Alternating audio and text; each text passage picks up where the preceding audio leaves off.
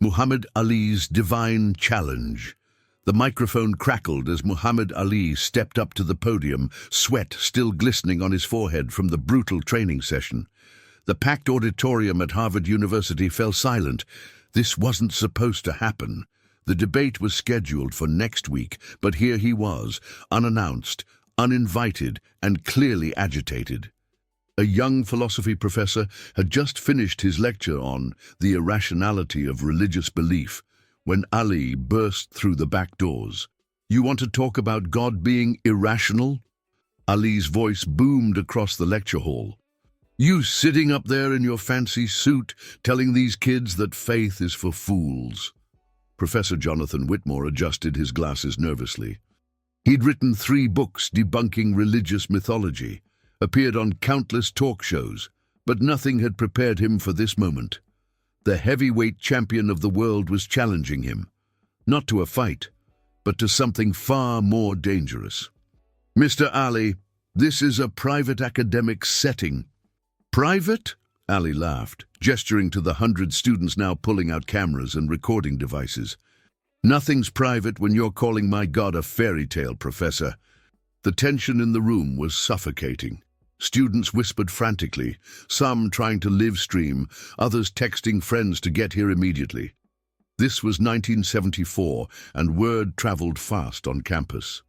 "If your God is real," Whitmore said, his voice gaining confidence as he fell back on familiar territory, "then prove it, right here, right now. Show us a miracle.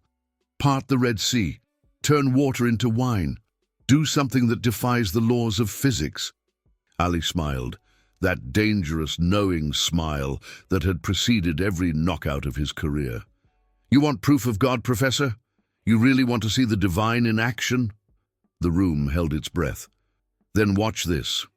Ali walked to the center of the lecture hall, his movements deliberate and measured. "Tommy Henderson, stand up." A scrawny kid in the 3rd row looked around confused. "Me?" "Yeah, you. The one who's been sitting in the back of every one of my campus visits for the past month. The one who thinks nobody notices him."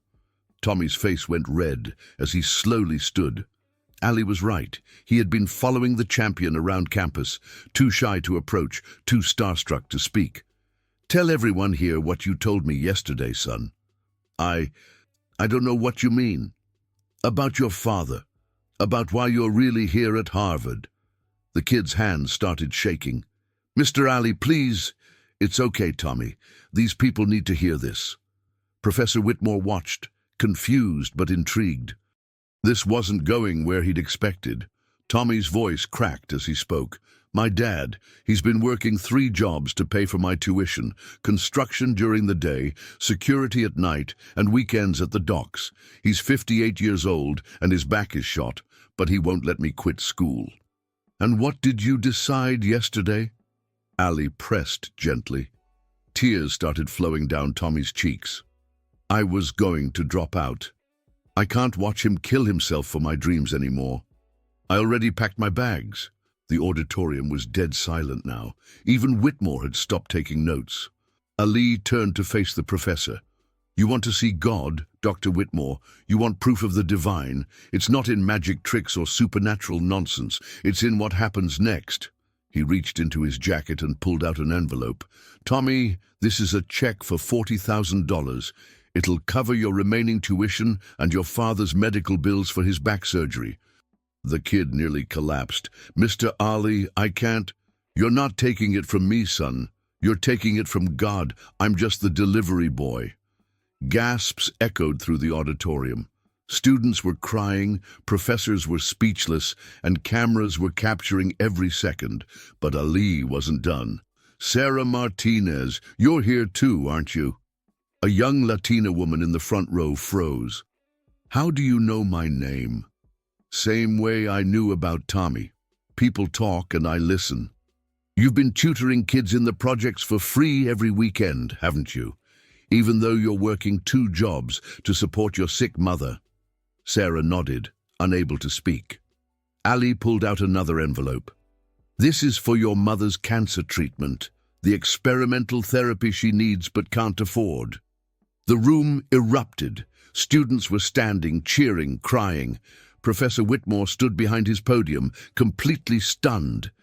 "You see, Professor," Ali said, his voice cutting through the chaos, "you're looking for God in all the wrong places. You want burning bushes and parted seas, but God works through people, through love, through sacrifice, through the choice to help when you don't have to." He walked closer to Whitmore's podium.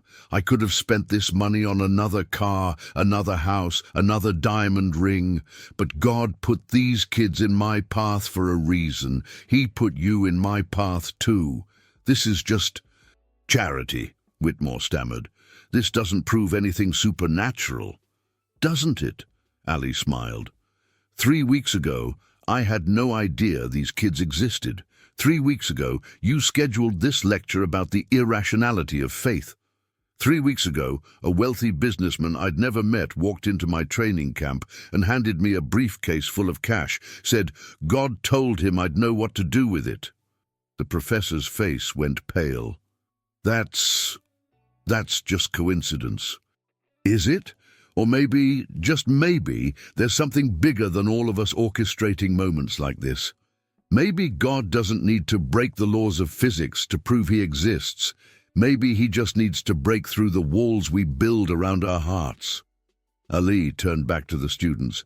"You want to see miracles? Look around this room. Tommy's going to become a doctor and save lives. Sarah's going to become a teacher and change the world. And all of you, every single one of you, you're going to remember this moment for the rest of your lives. You're going to remember that sometimes, when everything seems hopeless, help comes from the most unexpected places." The applause was thunderous now. Students were on their feet, some rushing toward Tommy and Sarah to congratulate them, others simply standing in awe of what they'd witnessed. But Professor Whitmore wasn't clapping. He was staring at Ali with a mixture of confusion and something else, something that looked almost like fear. "This doesn't change anything," he said quietly. "You can't buy faith with charity." Ali's expression grew serious. "You're right, Professor. Faith can't be bought, but it can be awakened, and something tells me yours is stirring right about now." Uduji, as the crowd began to disperse, students clustering around Tommy and Sarah, sharing in their joy and disbelief, Ali noticed Whitmore hadn't moved from behind his podium. The professor was staring down at his notes, his hands trembling slightly. "You okay, Doc?" Whitmore looked up, his eyes red-rimmed. "The businessman who gave you the money. What did he look like?" "Older gentleman, maybe 65. Silver hair, kind eyes. Said his name was William." "Why?" The professor's notebook slipped from his hands and clattered to the floor. "William Whitmore was my father's name. He died 3 weeks ago." The auditorium, which had been buzzing with excited conversation, suddenly fell quiet again. The few remaining students turned to listen. "My father and I. We hadn't spoken in 15 years, Whitmore continued, his voice barely above a whisper. "He was a preacher. I was the atheist son who broke his heart. He tried to reconcile before he died, but I was too proud, too stubborn. I refused to see him." Ali felt a chill run down his spine. "What did this William look like, Professor?" "Just like you described. Silver hair, kind eyes. He always said God worked in mysterious ways, that love finds a way even when we think it's impossible." The silence in the room was deafening. Even Ali, who had orchestrated this entire moment, felt something shift in the atmosphere. "There's something else," Whitmore said, reaching into his briefcase with shaking hands. "I received this letter yesterday. It was in my father's effects, but the lawyer said it was written the day he died." He unfolded a piece of paper and began to read. "Jonathan, if you're reading this, then God has found a way to reach you that I never could. Watch for the signs, son. Watch for the unexpected messenger who will show you that love is the only miracle that matters. Your father, William." The remaining students gasped. Ali stood frozen, the weight of the moment settling over him like a heavy blanket. "I don't understand what's happening here," Whitmore said, looking directly at Ali. but I can't explain it away anymore. I can't rationalize it or debunk it or write it off as coincidence. Ali walked slowly back to the podium. Maybe that's the point, Professor. Maybe faith isn't supposed to be understood. Maybe it's supposed to be experienced. But how do I know? How do I know this isn't just my grief playing tricks on my mind? You don't, Ali said simply. That's what makes it faith. But I'll tell you what I know. Your father loved you enough to find a way to reach you even after death. Not through magic or supernatural intervention, but through the simple act of inspiring someone to help others. If that's not divine, I don't know what is. Professor Whitmore stood there for a long moment, staring at the letter in his hands. Finally, he looked up at Ali with tears in his eyes. What do I do now? You live, Ali said. You love. You help others the way your father would have wanted. And maybe, just maybe, you stop trying so hard to disprove something that might actually be trying to save you. As the last of the students filed out of the auditorium, Tommy and Sarah approached the podium together, still clutching their envelopes. Mr. Ali, Tommy said, I don't know how to thank you. Don't thank me, son. Thank the one who made this possible, and then pay it forward. Sarah wiped tears from her eyes. This is going to change everything for my family. It's going to change everything for a lot of families, Ali replied. Your mother's going to get better, and you're going to spend the rest of your life helping other people the way you've been helped today. As the three students left, Professor Whitmore remained behind, still holding his father's letter. Mr. Ali, he said quietly, I owe you an apology. No, you don't. You were doing what you thought was right, challenging people to think critically about their beliefs. That's not wrong. It's necessary. But maybe now you can challenge them to think critically about their doubts too. Whitmore nodded slowly. I have a lot of thinking to do. Take your time, Professor. God's patient. He waited 15 years for you and your father to reconcile. I think he can wait a little longer for you to figure things out. As Ali walked toward the exit, Whitmore called out to him one last time. The money, where did it really come from? Ali paused at the door, his hand on the handle. Does it matter? What matters is that it found its way to the people who needed it most. Sometimes the how is less important than the why. And why do you think this happened? Ali smiled, that same knowing smile he'd worn when he first entered the auditorium. Maybe to prove that God doesn't need to part the Red Sea to perform miracles. Maybe he just needs to part the walls between people's hearts. With that, Muhammad Ali walked out of the Harvard lecture hall, leaving behind a room forever changed, and a professor whose entire worldview had been shattered and rebuilt in the span of an hour. The next morning, Professor Whitmore stood before a new class, his prepared lecture on the irrationality of religious belief forgotten. Instead, he found himself talking about love, about sacrifice, about the mysterious ways that help arrives when we need it most. And in the back of the room, a young man named David sat taking notes, struggling with his own doubts about faith and purpose. He had no idea that in 3 weeks he would meet a certain heavyweight champion at a coffee shop near campus, or that their conversation would lead him to start a foundation that would help thousands of underprivileged students over the next 4 decades. But that's a story for another day. As Professor Whitmore spoke about the unexpected ways that grace enters our lives, he noticed something he'd never seen before in his years of teaching. His students weren't just listening, they were believing. Not in magic or miracles in the traditional sense, but in something far more powerful, the possibility that love really could move mountains, one heart at a time. And somewhere in the back of his mind, he could almost hear his father's voice, whispering the words he'd said so many times during Jonathan's childhood. God works in mysterious ways, son. Love always finds a way. Outside the lecture hall, life continued as normal. Students hurried to classes, professors graded papers, and the world spun on its axis, just as it always had. But for a few people whose lives had been touched by an unexpected encounter, everything was different. Tommy Henderson would indeed become a doctor, specializing in treating patients who couldn't afford medical care.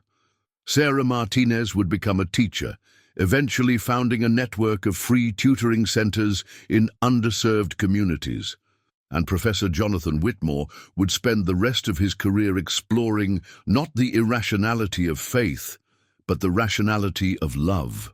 As for Muhammad Ali, he continued to float like a butterfly and sting like a bee, both in the ring and in life.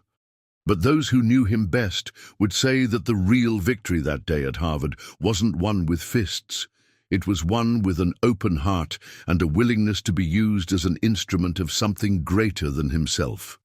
Years later, when reporters would ask him about that day, Ali would simply smile and say, "I didn't prove God exists that day. God proved he exists through me, and he's proving it through you too, every time you choose love over fear, hope over despair, and faith over doubt." The story of what happened in that Harvard lecture hall would be told and retold for decades, growing in the telling, but never losing its essential truth. That sometimes the greatest miracles aren't the ones that defy the laws of physics, but the ones that defy the laws of human nature, the miracle of strangers helping strangers, of love conquering pride, and of faith finding a way even in the most unlikely places. And if you listen carefully, you might still hear the echo of that day in every act of unexpected kindness, every moment of grace, and every time someone chooses to believe that maybe, just maybe, there's something bigger than all of us orchestrating moments of hope in a world that desperately needs them. If you made it this far and felt every word, won't you leave without subscribing? I tell these stories with my heart in my hands to reach people like you who feel, who get emotional, who truly live. If this really touched you, give back, comment, subscribe. Come be part of this family with me until the next video.